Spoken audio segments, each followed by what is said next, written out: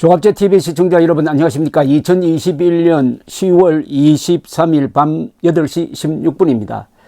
국민의힘 대선 후보를 결정하는 11월 5일까지 이제 불과 13일 정도 남았습니다. 그런데 오늘 국민의힘 대선 경선 후보 홍준표 의원이 본경선 여론조사 문구와 관련해 가지고 네 사람 중 누가 경쟁력이 있는지 조사하는 방식만이 올바른 여론조사 방식이다. 끝까지 기상천외한 여론조사를 고집한다면 중대 결심을 할 수도 있다고 했습니다.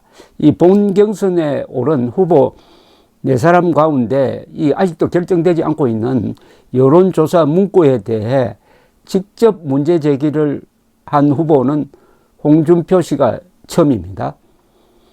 홍 의원은 오늘 페이스북에 글을 올렸습니다. 더불어민주당 이재명 대선 후보와 경쟁력을 묻는 여론조사를 하면서 1대1로 사자를 조사하자는 것은 참으로 어이없는 일이다. 그러면 그 조사에서 마이너스가 나오는 후보는 당원 득표에서 그만큼 마이너스를 해야 하나라고 했습니다. 이 국민의힘 대선 후보를 선출하는 본경선의 여론조사 문항을 어떻게 정할지를 두고 후보층마다 지금 입장이 엇갈립니다. 윤석열 전 검찰총장은 양자 가상 대결 방식을 주장하고 있습니다. 이것이 홍 의원이 언급한 1대1 사자조사를 말하는데, 예컨대 내년 대선에서 민주당 이재명 후보와 국민의힘 후보가 대결한다면 어느 후보에게 투표하겠느냐고 물은 뒤에 유승민, 윤석열, 원희룡, 홍준표, 가나다 순으로 후보 이름을 각각 넣어가지고 4차례 질문하는 방식입니다. 이와 관련해가지고 홍 의원은 오늘 페이스북에서 전혀 분별력 없는 여론조사를 하겠다는 뜻은 처음부터 윤 후보를 만들기 위한 기망적인 책략에 불과하다. 지난번 역선택 논란 때부터 특정 후보 편들기라는 여론의 질타를 받았는데 이제 그만하시라. 이렇게 이야기했습니다. 그런데 홍 의원은 오늘 중대 결심 운운했는데 이게 뭘 뜻하는지는 아직 확실하지가 않습니다. 참고로 과거와 달리 이제 경선에 불복해서 탈당해서 출마하는 것은 선거법으로 금지가 되어 있습니다. 2005년에 이른바 이인재법이라는 걸 통과를 시켜가지고 이제는 경선에 참여한 후보는 정식으로 대통령 후보로 선출되지 않을 경우에는 출마가 안 됩니다.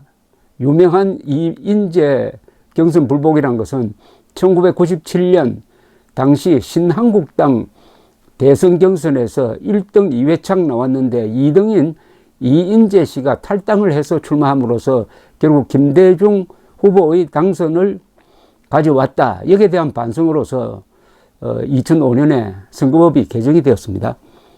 여론조사 문항과 관련해서 홍 의원 측은 사자 선다양을 해야 한다는 입장입니다.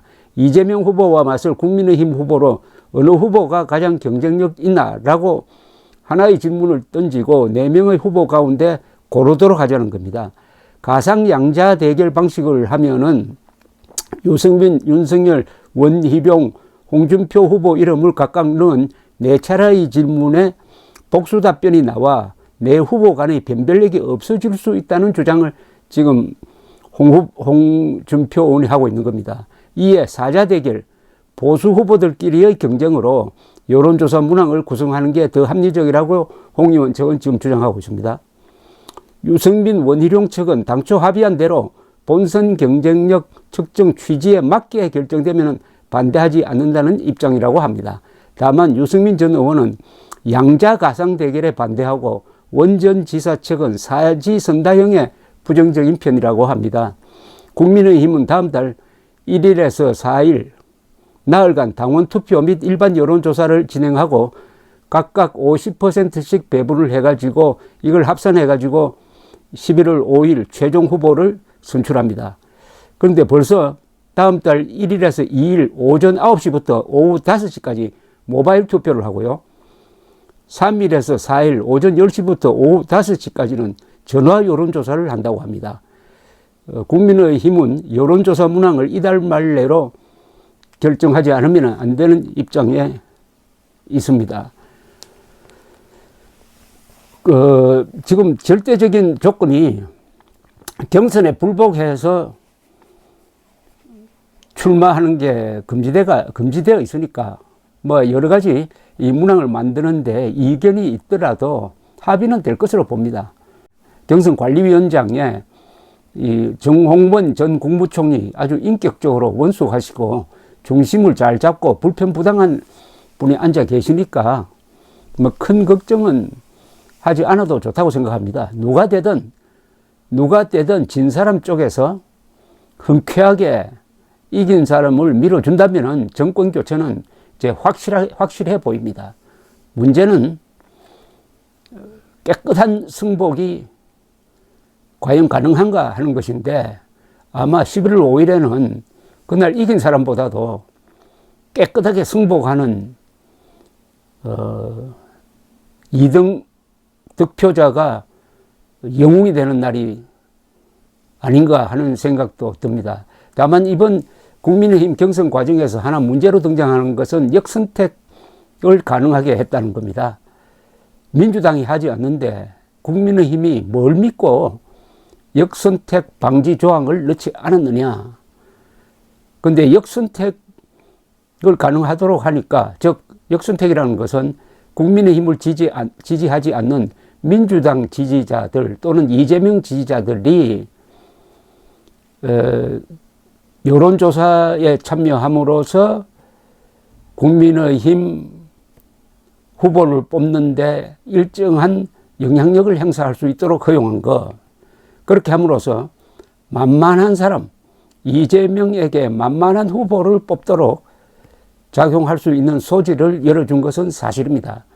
이것은 세계 정당 역사상 처음 있는 일이고 이것은 일종의 자해 행위입니다. 그러다 보니까 이번 경선 과정을 쭉 지켜보면은 누가 이재명, 누가 민주당 정권과 잘 싸울 것이냐 하는 경쟁을 해야 될 텐데 그게 아니고 이 후보자들끼리 특히 윤석열 공격으로서 득표율을 높이겠다는 그런 측면이 너무 강하게 부각이 되어서 이 경선 분위기가 그렇게 좋지 않았습니다. 이 경선 분위기를 통해서 어떻게 하면은 민주당 정권을 끝장낼 것이냐, 정권 교체를 할 것이냐 하는 데 대한 묘기 백출, 여러 가지 좋은 아이디어가 나오고 했었으면 국민적 지지도 있었을 텐데 너무나 지리하고 너무나 지긋지긋한 내부 총질로 시종하는 바람에 이 경선을 통해서 국민들이 관심을 모은다는 이 측면에서 흥행에 별로 성공적이지 않았습니다. 다만 홍준표 의원이 예상외로 지지율이 높게 올라가는 바람에 윤석열 압승 구도였던 것이 양자 대결 구도로 간 것은 아주 좋은 면이 있습니다.